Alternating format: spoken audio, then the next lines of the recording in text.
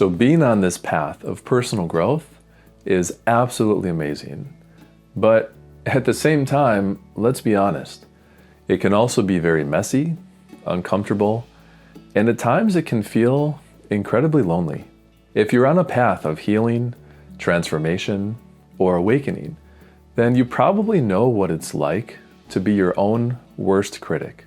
But here's the truth, you don't have to be so hard on yourself all the time in order to evolve. In fact, kindness toward yourself may be one of the most powerful tools that you're not fully using. And today we're going to talk about how to be kind to yourself while you're growing.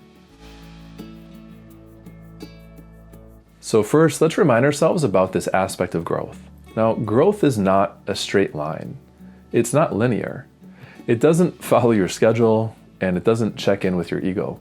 Sometimes growth looks like an amazing breakthrough, and other times it's complete confusion that only after the dust settles you see how far you've come. So there are some days when you're going to feel crystal clear, and other days when you feel like you've taken countless steps backward. And that's okay. What I think most people get stuck on is not so much the difficulty of growth itself, but how harshly they actually judge themselves in the process. And I'm guilty of this myself. I mean, what do we commonly say to ourselves? We think and say, I should be further along. I should have accomplished more. I should have taken care of this issue by now. Or why am I still struggling with this? But the issue is that those sorts of mindsets really turn this journey into more of a battle and instead of a transformation. Being kind to yourself doesn't mean you're giving up. It means that you're learning how to grow without abandoning yourself along the way. So really, the energy that you need during this time is the energy of encouragement, support, and patience. And it's all about being kind to ourselves, especially when we're going through, some kind of an awakening process, spiritual awakening, or we're working toward a goal that we have.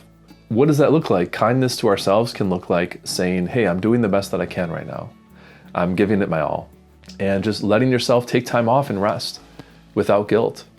Sometimes for me, I'm lucky with my schedule that I'll sometimes just, take some time off in the afternoon, go to the beach for an hour. It's just so good for my mental health to get outside, get some fresh air. So taking care of yourself and realizing that you can't just go all the time, but you need time to recharge as well. Another way could just be, being kind with yourself with the way you speak internally, especially when you're having a rough day. Because when you're kind to yourself in these ways, you build this sense of safety within yourself. And that safety is what allows the growth to actually move you forward. So we don't transform through forcing things to happen. We transform through slowly making progress and accepting the good and the bad and facing obstacles and moving forward little by little. So now, what are some practical ways that we can just learn to be more kind to ourselves? One is just catching that critical voice that we all have. So when you notice really harsh thoughts creeping in, just pause and say, would I say this to somebody that I love, somebody that I care about?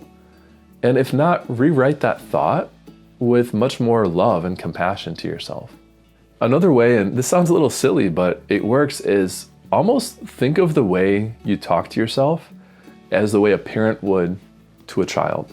And this is similar to the first point, but speak to yourself in a way like a child learning something new.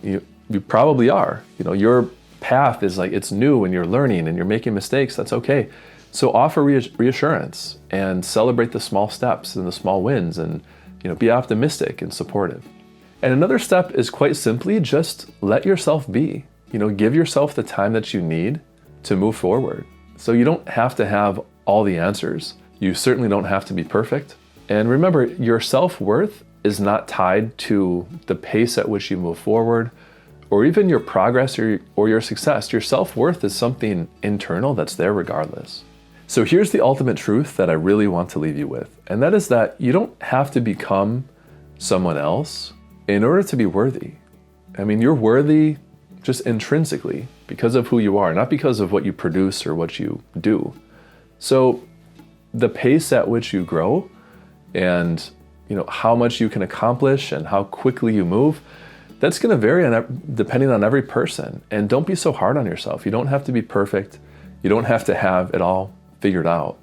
But think of ways that you can be a little more kind to yourself, especially if you're on a spiritual journey and have obstacles, or you're working on a project at work and it's just you're having so many roadblocks. Catch yourself in those moments when you're being so critical, so self-critical, and learn to have more compassion and kindness toward yourself.